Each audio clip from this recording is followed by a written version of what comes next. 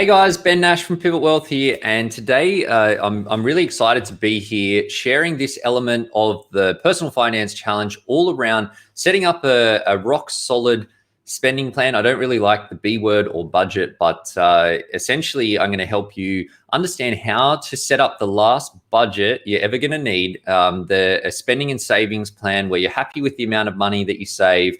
And over the coming elements of the challenge, we'll talk about how to roll that out in practice. So look, it probably is not going to surprise you to hear that most people aren't happy with the amount of money that they're saving.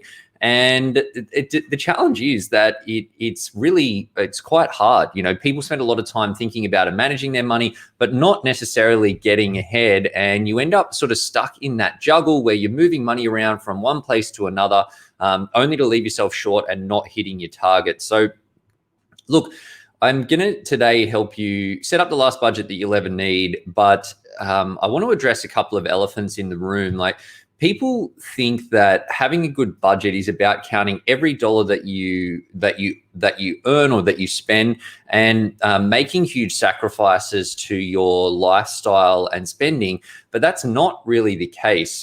Having a solid savings and spending plan is all about really having the right priorities around how and where you spend your money, and how much you save, and it will motivate you to actually work towards the results that you get.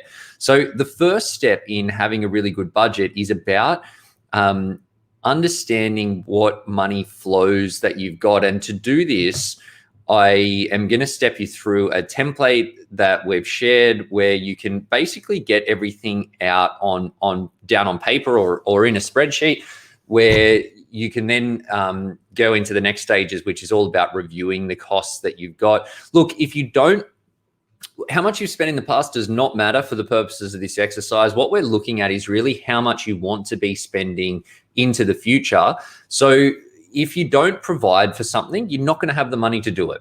So make sure you list everything that's important to you to your spending plan going forward, and that's going to help you see where your money is going and then get into some of the future steps, which is all around making sure that you've actually prioritized the things that are most important to you. So I'm just going to share my screen and step you through this template that we've got around your savings planner. You can see that there's a bunch of different categories in here, and I've populated this already with some of the different income and expenses here for a fictitious couple, Bob and Mary. We've got some income levels in here. You'll see that in terms of how the template works, we've got different sections. So section for your regular income. If you've got investment properties, there's a section for that, and I'll circle back on that one shortly. You've got your irregular income, so cash bonus, overtime, other interest, employment income, that sort of stuff. You can see that in there.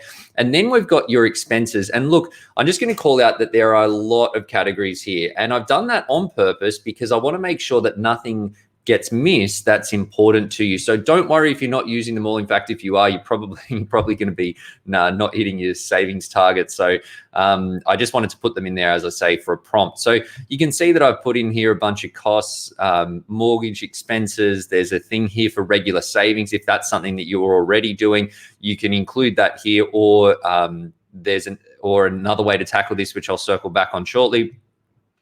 Loan payments, debt in here, basically a lot of fixed costs, insurances, utilities for your home, health and education, hybrid expenses, which again is just a bunch of prompts. Don't worry too much about the labels or categories at this point. That's going to come at a future step.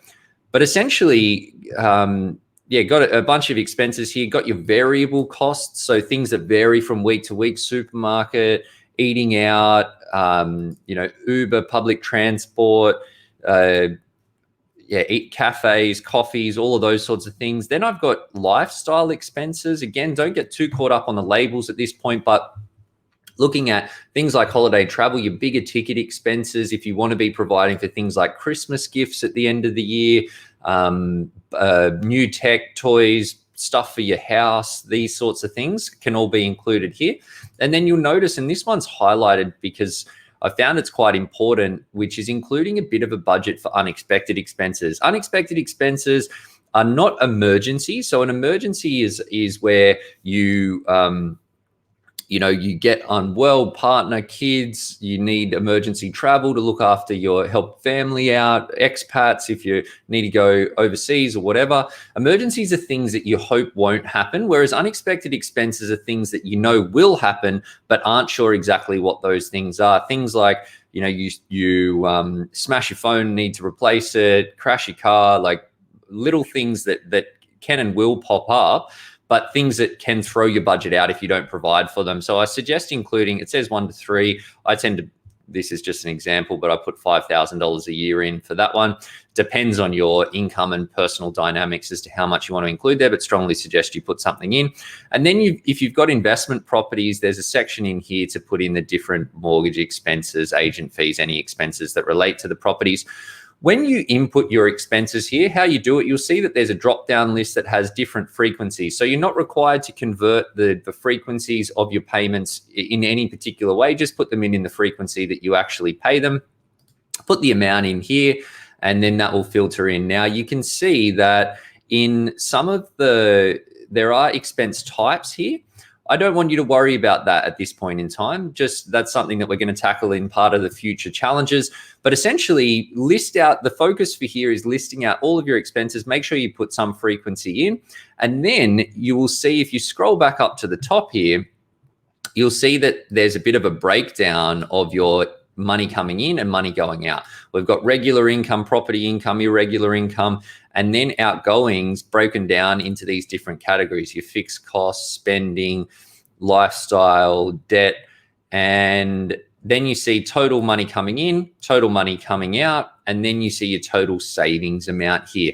So the first step is really about listing everything out. I don't want you to worry too much about how much you're saving, because the next step is about prioritizing the expenses. So we're going to circle back to that. Once you've done that, you've got everything down on paper, and you're going to be ready for the next step coming direct to you shortly. The better the quality of the inputs that you use here, the better quality of the outcomes that you'll get. So do take the time to think through anything that is important to you here. Make sure that it's included, and then you're going to be set to get the best results. Use that template, make it, save it somewhere that's easy for you to access, and you'll be referring to that as part of the future challenges. As I say, quality in is quality out here. So take your time, stay tuned, and next steps coming up shortly. Hope you found that one helpful.